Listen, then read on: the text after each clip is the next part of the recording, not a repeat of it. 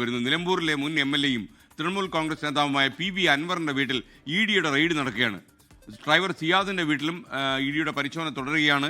കഴിഞ്ഞ ദിവസം വിജിലൻസും P V അൻവറിന്റെ മലപ്പുറം ഒതായിലെ വീട്ടിൽ പരിശോധന നടത്തിയിരുന്നു. അരമണിക്കൂറായി അവിടെ റെയ്ഡ് തുടങ്ങിയിട്ട്. SKN good morning. 7 മണിയോട് കൂടിയിട്ടാണ് പി വി അൻവറിന്റെ വീട്ടിലേക്ക്, ഉദായിലെ വീട്ടിലേക്ക് ഇ സംഘം എത്തുന്നത്. അരമണിക്കൂറായി ഇപ്പോൾ പരിശോധന തുടരുകയാണ്. എന്താണ് റെയ്ഡ് നടത്തുന്നതിന്റെ കാരണം എന്നതിനെ സംബന്ധിച്ച് നമുക്ക് വ്യക്തമായ വിവരങ്ങൾ ലഭ്യമല്ല. ഗേറ്റൊക്കെ പൂട്ടിയതിനു ശേഷമാണ് ഈ വീട്ടിനകത്തേക്ക് റെയ്ഡ് നടത്തുന്നത്.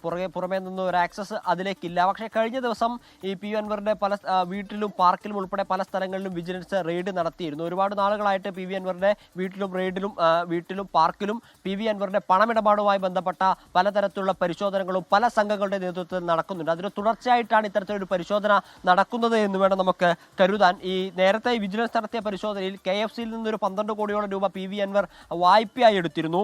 ഈ വായ്പയെടുത്ത പണം തിരികെ അടക്കാൻ പി വി അൻവറിന് സാധിച്ചിട്ടില്ല. അതുമായി ബന്ധപ്പെട്ട ഒരു പരിശോധനയായിരുന്നു നേരത്തെ വിജിലൻസ് സംഘം നടത്തിയിരുന്നത്. 12 കോടിയായിരുന്നു വായ്പ എടുത്തിരുന്നത്. ഉദ്യോഗസ്ഥരെയൊക്കെ സ്വാധീനിച്ചായിരുന്നു പി വി അൻവർ ആ വായ്പ എടുത്തത് എന്ന വിവരമായിരുന്നു ആ ഘട്ടത്തിൽ ലഭ്യമായിരുന്നത്.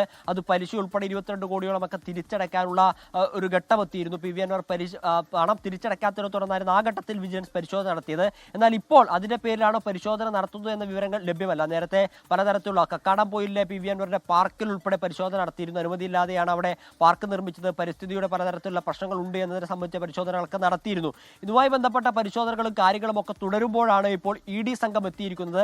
ഇ സംഘം എന്തൊരു തരത്തിലുള്ള പരിശോധനയാണ് അവിടെ നടത്തുന്നത്, ഏത് വിവരത്തിന്റെ അടിസ്ഥാനത്തിലാണ്, എന്തു കാര്യങ്ങൾ അന്വേഷിക്കാനാണ് എന്നതിനെ സംബന്ധിച്ച വിവരങ്ങൾ അല്പസമയത്തിനകം ശേഷം മാത്രമേ നമുക്ക് ലഭ്യമാവുകയുള്ളൂ. എന്തായാലും ഇപ്പോൾ 45 മിനിറ്റിലധികമായി ഇ സംഘം ഒതായിലെ വീട്ടിലും ഈ പറഞ്ഞ പോലെ ഡ്രൈവർ പി വി അൻവറിന്റെ ഡ്രൈവർ സിയാദിന്റെ വീട്ടിലുമൊക്കെയാണ് പരിശോധന നടത്തുന്നത്. നമ്മൾ പി വി അൻവർ ഉൾപ്പെടെയുള്ള ആളുകളെ ബന്ധപ്പെടാൻ ശ്രമിച്ചിരുന്നെങ്കിലും ഫോണിൽ ഉൾപ്പെടെ പി വി അൻവർ ബന്ധപ്പെടാൻ അല്ലെങ്കിൽ ഫോൺ എടുക്കാനോ പ്രതികരിക്കാനോ ഒന്നും തയ്യാറായിട്ടില്ല.